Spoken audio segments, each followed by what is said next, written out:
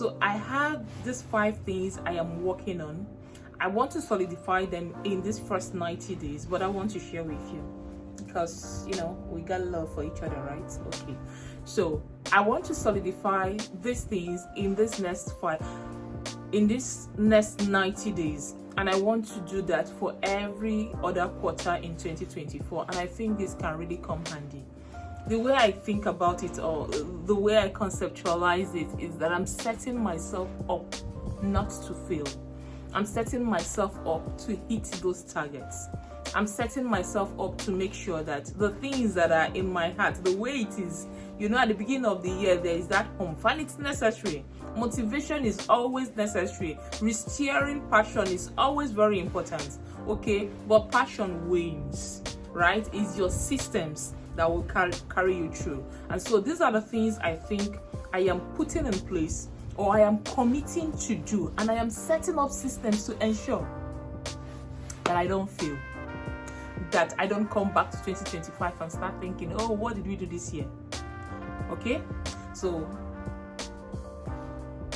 I'll go through them in no particular order. So first thing is that I am committing to learning, and it's not just committing to learning by heart. I have signed up for different programs, and one of the people, one of the coaches really, in one of the programs I signed up, asked me, so why did you sign up for this program? And because it was an answer I have been ruminating about, my first response was, I am putting my money where my mouth is. I have said this is what I want to do. I am looking for opportunities to learn, and so I am mortgaging my learning with my money. That I have brought out money, and it's not like there is excess money. It's not like I have money to throw away, okay? But my putting money on a learning activity that is going to run for the next 90 days, that is going to run for 1 quarter, it has a way of ensuring that I see to it, that I show up, and that I learn. I have said these are the things I'm going to be able to accomplish, and those things require some skills which I am not very good at, or some things I just need to be able to refresh my mind on. And I'm going to say, okay, I want to read this book, and I want to read this book. One of the ways to make sure of that is go find the books, pay money, buy the books, stay there and keep them on your shelf. Okay, whether you now read them or not, that is up to you, but go get the books. Take your money out and invest it in some activity of learning. That is how you are going to learn. Okay, so the second thing I'm going to move fast is accountability. And again, the principle aligns. Put your money where your mouth is. It's not, if you are going to map out money to eat this month, map out money for your learning, make a budget for your learning. This is what we are paying for to learn. Okay, that's number one. The second one is find a system that holds you accountable. It's been a while I've been talking about this whole coach business, and I know that a coach is not coming to tell me something I don't already know. There is nothing, at least to a large extent, there is nothing a coach is coming to tell me to do that I don't know. I mean, guys, we have done all the SWOT analysis.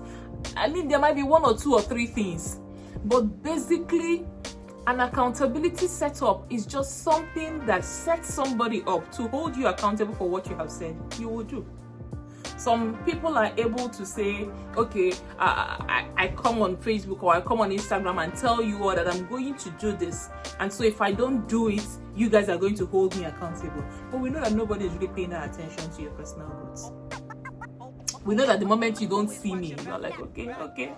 That one had her own body burst of balloon of hot air, and she's gone. And so accountability is something that you need to find something that sets you up. You need to find a system that is going to ask you, that is going to make sure, that is going to demand of you that this thing you said you were doing, have you done it? Have you started? All right? This should have been my number one, but I said in no particular order. But if there is an order, this third one, that is my number one. You must commit to spending time in the Word, it will set you up for success. There is nothing like, let me put it this way, the Word of God carries power. The Word of God in itself, it carries power. It carries, and it's not kind of motivational power, it carries a push, because we are spirits. At the end of the day, we are spirits. And so there is nothing like a spirit impressing on your spirit what you should do. There is a certainty that it comes with. There is a surety that it comes with. It gives your steps a lot of power. It gives you signs. It kind of affirms you from within. Have you ever seen somebody with an earphone and the music is loud? You can hear it. If you look closely on that person's body, you will find a part of their body that is tapping to that sound. That is how the Word of God sets you up. And the Word of God goes with prayer. It will set you up to ensure it will bring you speed. And there is nothing like speed to motivate someone. There is nothing like, you tell me tomorrow that by the 17th of January, I have an exam to write. You will feel motivation. I will so read. I will find hours in these 24 hours. That's what the Word of God does for you. It brings you some symptoms. It brings you an urgency. It quickens your spirit mind. Let's move to number 4. Okay, and number 4 for me will be find community. Find community. The bigger the community, the smaller you need to find. The bigger the community, the more you need to find a smaller community. That's one of the things I'm going to be doing. I'm starting up a community of like-minded women of faith, women who are exercising their God identity in workspaces, in positions of influence, in positions of leadership. But that's women in leadership circle. But you find your own community, build your own community. There is nothing. I'm going to tell this story. Sorry, this video is going to be more than 10 minutes. I was in school, final year, right? And I had this room to myself. I can't forget her name. I had this classmate, Rachel. I've forgotten her surname, but Rachel though. And it was time for exam. I had 2 carryovers in my final year. And I knew that there was no explanation that I was going to give my parents that, okay, I had 1 year to now stay back in school and now do what? I packed my things and I moved into Rachel Okunibe. I think so. I moved into Rachel's apartment. And 3 a.m., Rachel and Judith, I think they were roommates. I was the 3rd person in the room. I had my own room. I moved into their room and I would see them reading. Sisters, the first 2 nights I didn't wake up. By the 3rd night, I came there to read. And there is something called peer pressure. I engineered the peer pressure that I needed at that time.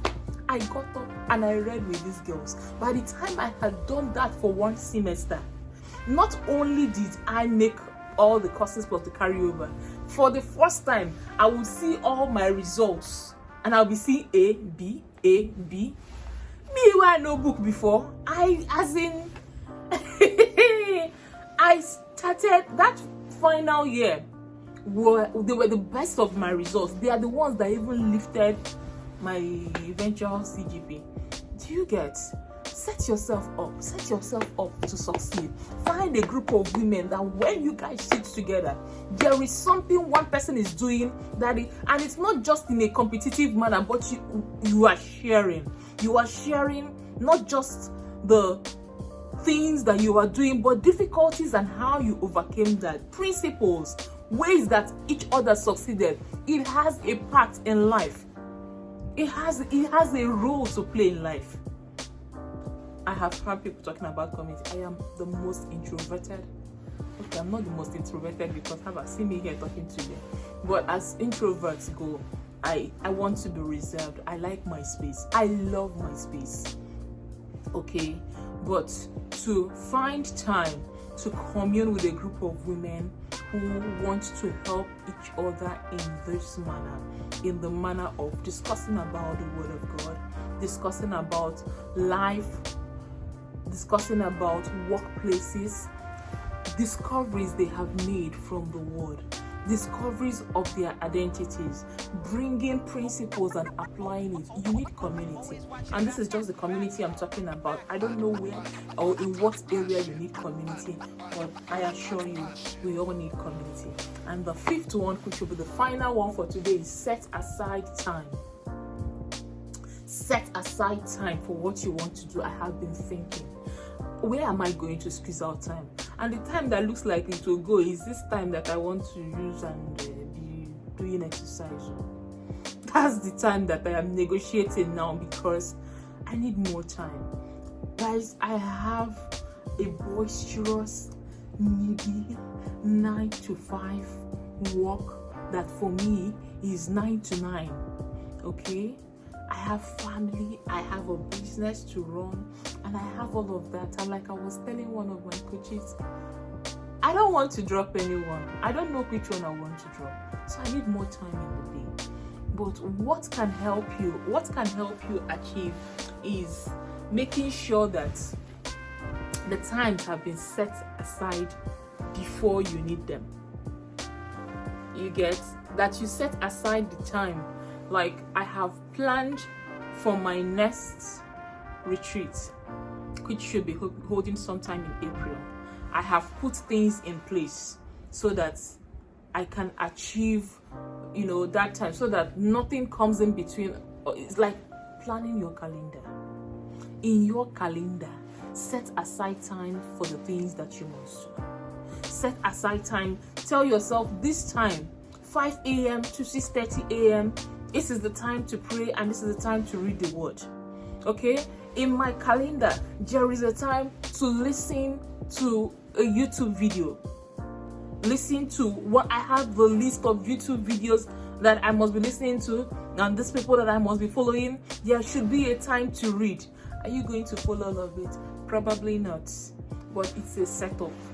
It's a setup. Your alarm is going to be ringing. You just commit to abide to the time. If you set it up so tight that there's no time to rest or breathe, you're not going to follow it, right? But if you set it up and then you put things in place, that these are the things I want to have done this week. These are the things that I want to review this month. You have better chances. Okay? So can I go through them again? So the first one, I said learning, commit to learning, commit with your cash to learning. The second one, accountability. Hey, set yourself up. Let there be somebody other than you saying this thing you said you would do. Have you done? If you have not done, why? Oh yeah, go and do this and give. I know we all feel like, okay, we take care of ourselves, but as the year goes, things that are more important are going to pop up, and they are going to push other things down. Not things that are more important, things that are more urgent, and they will push the things that are more important down. So number 2, get yourself an accountability person. If you cannot afford it with your money, seek out someone. There are a lot of people that can do it for free. There are a lot of people that, are invested in raising and helping other people. Your friends there, or community. Number 3, the word and prayer. When I say the word, is Bible. I'm talking to Christians. Okay, so when I say the word, I mean the Bible. Make time to converse with the Bible. The Bible is so sweet. There's so much in it. Please, find yourself in the word. Find what it says about you. Find what it says about your situation. Line it up. And when you pray, the words that come from your mouth, let them be from the word. The 4th thing is community. Find a group of women you resonate with. And the funny thing is that, yes, you need to know each other, but you don't all have to be bosom friends in a community. But you need community. If you think you don't need community now, don't make it a public statement. Just keep growing. Let's talk about it in another 5 years. And plan your time. Set your time aside. Okay, so that you can benefit from a system, so that you can benefit from a structure. All right, so this is our first video for the year. This is Women in Leadership. Women in Leadership is an outreach to women in positions of leadership, to women who identify a leadership spirit in them, okay, and who still have struggles related with identity, struggles related with security. And this is enforcement, okay? We look into the word and we reinforce what we already know God has told us to be true about us. That's what Women in Leadership is about. And there is now a Women in Leadership circle. You need to find our Instagram page, and you need to join the broadcast channel, and you need to find our Facebook group. That's Women in Leadership. And if you're watching this on YouTube, and even if you're not watching this on YouTube, please find my YouTube channel and subscribe. I need to know that you subscribed. Okay? Thank you very much. Have a pleasant week. See you next week Monday.